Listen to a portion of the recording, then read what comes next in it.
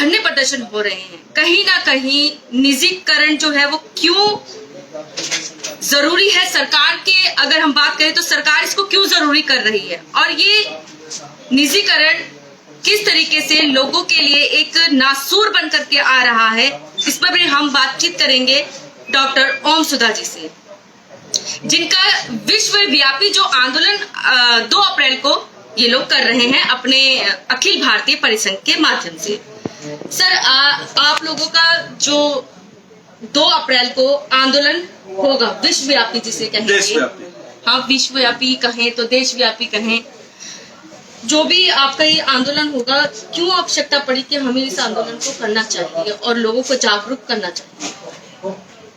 देखिए गीता जी, पूरे देश की जो संपत्ति है, चाहे रेल हो, भेल हो, सेल हो, देश के जो तमाम संसाधन उसको बेचने का जो खेल 2014 के बाद से लगातार मोदी सरकार ने शुरू किया।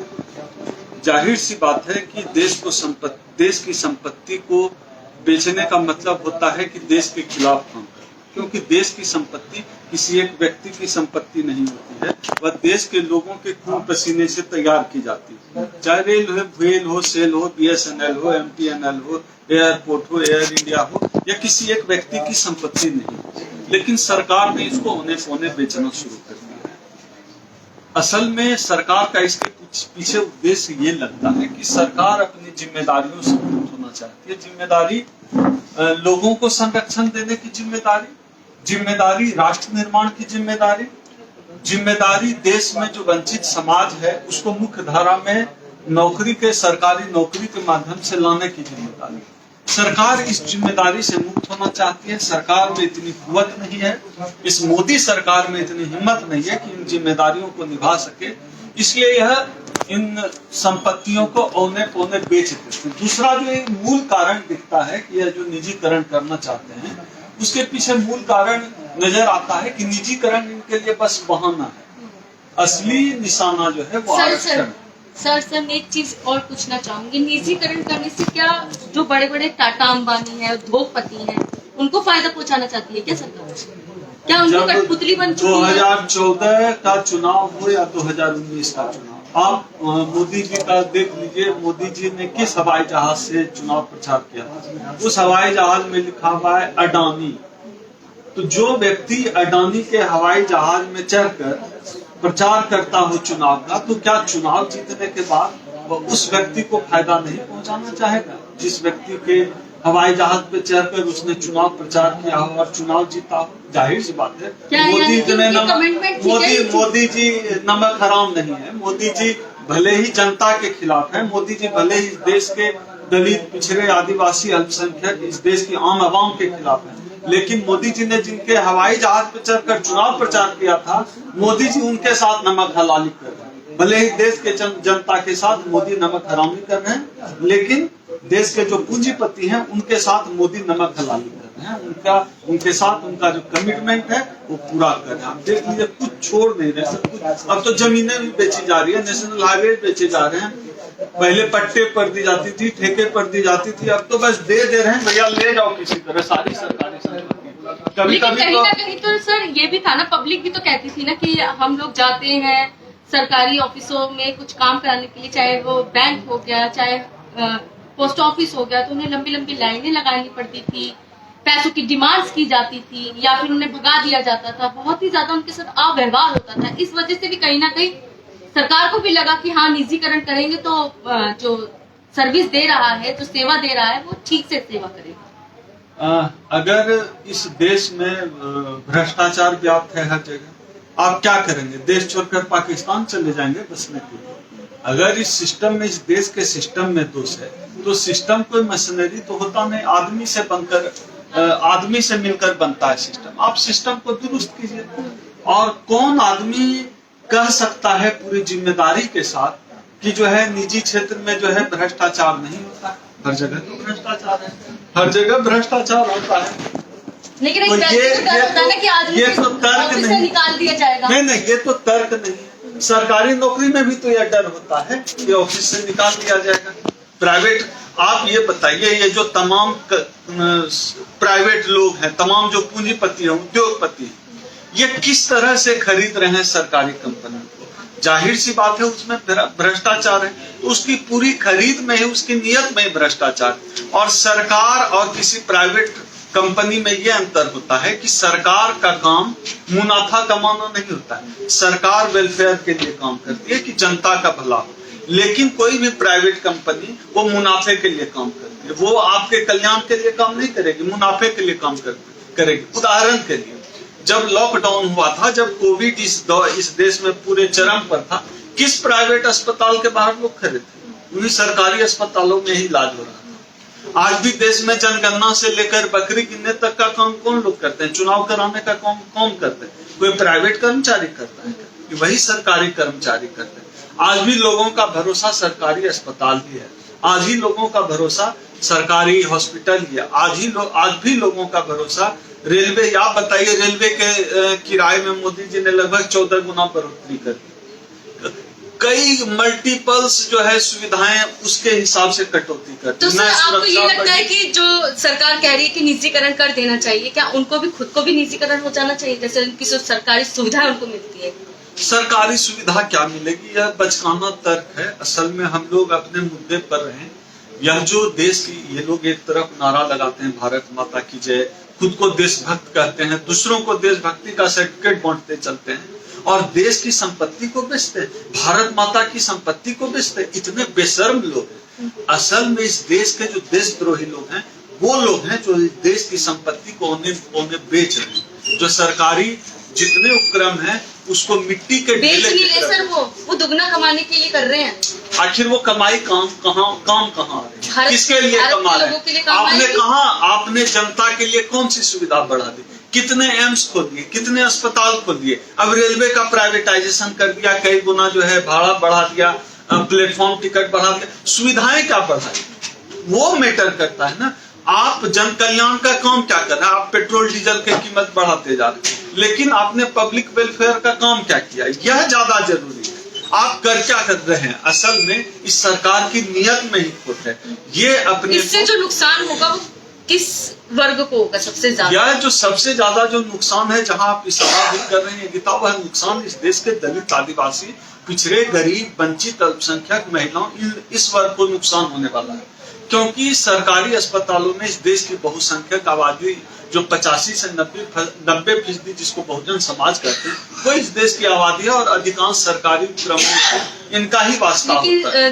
मोदी जी ने तो कहा था ना सत्ता में आने से पहले कि मैं तो दबले कुचले असहाय लोगों की आवाज हूँ, उनके लिए ही मैं सदा कार्य करूंगा, करता आ रहा हूँ। मोदी जी ने कहा था सबके अकाउंट में 15 लाख आएंगे, आए क्या? मोदी जी ने कहा बहुत हुई महंगाई की मार, अब की बार मोदी सरकार, महंगाई कम हुई क्या? मोदी जी ने कहा बहुत हुआ किसानों पर वार, अब की बार मोदी सरकार, किसान सड़क पर आ गए। मोदी जी ने कहा बहुत हुई बेरोजगारी की मार, अब की बार मोदी सरकार। इस देश में पिछले 46 साल में देश इतना बेरोजगार नहीं था। मोदी जी तो भैया कहते हैं, उनका काम ही कहना है, तो रोज कह रहे हैं। कहने के अलावा कर क्या रहे हैं? कह ही तो रहे हैं। और क्या रहे हैं? फिर से विश्व गुरु बनाएंगे। यहाँ विश्वविद्यालय में गुरु नहीं है, स्कूलों में गुरु नहीं है, और भारत को विश्व गुरु बनाने चाहिए। तो मोदी जी का तो काम है यूपी में राशन बांटा है उन्होंने घर घर। देखिए योजना देश ने इसी सिलेंडर पे रख के लकड़ी का चूल्हा जलते भी देखा। आपने सिलेंडर तो दे दिया, लेकिन 400 का सिलेंडर 1000 कर दिया। लोग सिलेंडर से अब बच्चे खेल रहे हैं, ढोलक बना के लुढ़का के हमारे गांव में बच्चे सिलेंडर से खेल रहे हैं, और जो है लकड़ी के चूल्हे पे खाना बन रहा है। आवास योजना, ये जो हालत कर दी है, ये जो आवास योजना है, वो पूरा सिस्टम देख लीजिए किन लोगों को मिलता है, कैसे मिलता है। ऐसे नहीं बहुमत के साथ आए हैं उत्तर प्रदेश, कैसे काम किया है सर, तभी आए हैं। क्या काम किया है पूरा देश जानता है। मोदी जी ने इस देश में, जब इस देश में सबसे अधिक अस्पताल की जरूरत है, स्कूल की जरूरत है, उन्होंने सबसे बड़ी मूर्ति बनाने का काम किया। जब इस देश में 40% लोगों को 2 वक्त की रोटी नहीं मिलती है, उस समय मोदी जी सबसे भव्य राम मंदिर बनाने की घोषणा कर रहे हैं, बना रहे हैं।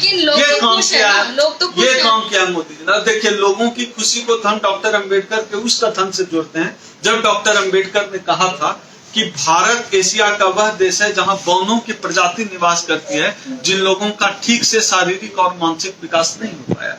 तो इस देश में ऐसे लोग भी रहते हैं। अब क्या है, इस दुनिया में हिटलर ने भी राज किया, हिटलर भी डेमोक्रेटिक तरीके से आया था। लोग क्या है, लोग इमोशन में आ जाते हैं, लेकिन उसका दुष्परिणाम तो भुगतना ही पड़ता है। और चुनाव ही अंतिम परिणति नहीं है। चुनाव राजनीतिक दलों के लिए अंतिम परिणति हो सकती है, लेकिन जनता के लिए अंतिम परिणति नहीं होती। उसी जिस देश में सद्दाम हुसैन राज करता था, जिस देश में हिटलर राज करता था, उसी देश में आज हिटलर का कोई नाम लेने वाला नहीं। यह इस देश ने देखा है, या इस दुनिया के इतिहास में यह देखा गया है कि जिनको गुमान होता है हिटलर होने का, उसको भी जमींदोज होना पड़ता है और उसको भी गुमनामी और कुत्ते की मौत मरना पड़ता है। इस पूरी दुनिया में फासिज्म का ये इतिहास रहा। फासिज्म आता पूरे उफान से और जाता है तो बड़ी दुर्गति होती है। तो हम लोग अभी इस देश में फासिज्म का इमरजेंस देख रहे हैं। फासिज्म पूरे चरम से चल रहा है, लेकिन इनकी हालत बहुत बुरी होगी। एक दौर ऐसा भी आएगा, और बाकी राजनीति तो हार जीत का खेल है। हार जीत कभी ये हारेंगे, कभी वो जीतेंगे, लेकिन असली जो चीज है वो है जनता, जनता की ताकत, जनता की पूंजी और जनता को ठगने का खेल। तो जनता को आप कैसे जागरूक करेंगे? निजीकरण के खिलाफ कैसे बताएंगे आप लोग? अब देखिए, अपने जो अखिल भारतीय परिसंघ के संघ के तत्वाधान के तहत आप कैसे बताएंगे? हमारा संगठन अखिल भारतीय परिसंघ 1997 से लेकर, हम लोग मोदी जी की तरह सबका साथ सबका विकास नहीं करते। हम लोग इस देश के बहुजनों का हमारा संगठन है। हम अपने समाज, हमने 2-3 बार आरक्षण बचाया है इस देश के लिए, संविधान संशोधन कराया है। हमारे राष्ट्रीय अध्यक्ष उदित राज जी के नेतृत्व में अखिल भारतीय परिसंघ 1997 से लेकर भावनात्मक बात नहीं करता है, बल्कि मुद्दे की लड़ाई लड़ता, आरक्षण बचाने की लड़ाई लड़ता है, निजीकरण के खिलाफ हल्ला बोल करता है। उसी कड़ी में हम लोग 2 अप्रैल 2022 को जंतर मंतर दिल्ली में और पूरे देश के मुख्यालयों में, राज्य की, प्रदेश की राजधानी, कई शहरों में, कई जिला मुख्यालयों में, हम लोग देश भर में 17-18 राज्य में हम लोग 2 अप्रैल 2022 को देश व्यापी निजीकरण के खिलाफ हल्ला बोल करने जा रहे हैं। और आपके चैनल के माध्यम से गीता, हम तमाम आपके जितने भी दर्शक हैं उनको भी आमंत्रित करते हैं। आप देश के किसी हिस्से में, अगर आप दिल्ली में हैं तो 2 अप्रैल 2022 शनिवार को आइए जंतर मंतर निजीकरण के अच्छा से लड़ना इस आंदोलन में कितने संगठनों का योगदान रहेगा? हमारा जो संगठन है, all India confederation of SC/ST employees organisation, ये संगठनों का संगठन है। हमारे संगठन से पूरे देश से हजारों लोगों को हमने एप्लीकेशन देने का काम किया। इस देश के हजारों कर्मचारी, हजारों अम्बेडकरवादी, हजारों बुद्धिजीवी जो बहुजन समाज के हैं, सबका समर्थन है आंदोलन को। और आंदोलन में हम उम्मीद करते हैं कि पूरे देश में जो आंदोलन है, हमने 2 अप्रैल का दिन इसलिए भी चुना है कि उस दिन देश में क्रांति हुई थी। 2 अप्रैल 2018 को SC/ST एट्रोसिटीज एक्ट को बचाने के लिए इस देश में हमारे 12-14 भाई शहीद हुए थे। उनकी स्मृति में हम यहाँ आंदोलन कर रहे हैं, और उनकी स्मृति को इस संघर्ष के माध्यम से हम सच्ची श्रद्धांजलि भी दे रहे हैं। 2 अप्रैल 2022। लास्ट में मेरा एक और क्वेश्चन है सर, अखिल भारतीय परिसंघ का राष्ट्रीय की एकता, अखंडता और समरसता को बनाए रखने में कितना योगदान है? अखिल भारतीय परिसंघ तो राष्ट्र की एकता, अखंडता और समरसता के लिए ही काम कर रहा है, क्योंकि हम इस देश के दलितों, वंचितों, पिछड़ों, आदिवासियों, अल्पसंख्यकों, महिलाओं को इस देश के साथ एकीकृत करते हैं, उनको ताकतवर बनाकर, उनको ताकत भरने। अगर इस देश के दलितों, पिछड़ों, आदिवासियों को मजबूत करने का काम राष्ट्रीय एकता मजबूत करना नहीं है, तो फिर राष्ट्रीय एकता मजबूत करना क्या है? भारत माता की जय का नारा लगाना। हम वही काम जय भीम के नारे के साथ करते हैं, और हम अम्बेडकर को मानने वाले लोग हैं। हम लोग देश के संविधान, लोकतंत्र, सबकी रक्षा करना जानते हैं, और हम लोग सही मायने में बाबा साहब के नुमाइंदे हैं। हम लोग बाबा साहब का जो लोकतांत्रिक रास्ता है, संवैधानिक रास्ता है, उसी रास्ते पे संघर्ष करते हैं, और उसी से देश भी मजबूत है। सुपरिचित जनता आपको देख और सुन रही है, जनता से क्या अपील और क्या संदेश देना चाहेंगे? मैं पूरे जितने भी लोग इस समय देख रहे हैं गीता आपके चैनल के माध्यम से, उनसे मैं अपील करना चाहता हूँ। अखिल भारतीय परिसंघ आप सबों से आग्रह करता है 2 अप्रैल 2022 को ऐतिहासिक बनाते हैं और निजीकरण के खिलाफ इस लड़ाई को तेज करते हैं। बिना आपके सहयोग के यह लड़ाई नहीं जीती जाएगी, क्योंकि यह लड़ाई सिर्फ अखिल भारतीय परिसंघ की नहीं है, यह लड़ाई सिर्फ डॉक्टर उदित राज जी की नहीं है, यह लड़ाई सिर्फ डॉक्टर ओम सुधा की नहीं है, यह लड़ाई आपकी भी है। देश बचाना आपकी भी जिम्मेदारी है, लोकतंत्र और संविधान बचाना आपकी जिम्मेदारी। इसलिए 2 अप्रैल 2022 को अगर आप दिल्ली में हैं तो जंतर मंतर पहुंचिए, 11 बजे मिलकर लड़ें। बहुत ही अच्छी जानकारी का साझाकरण मान्य आपके द्वारा।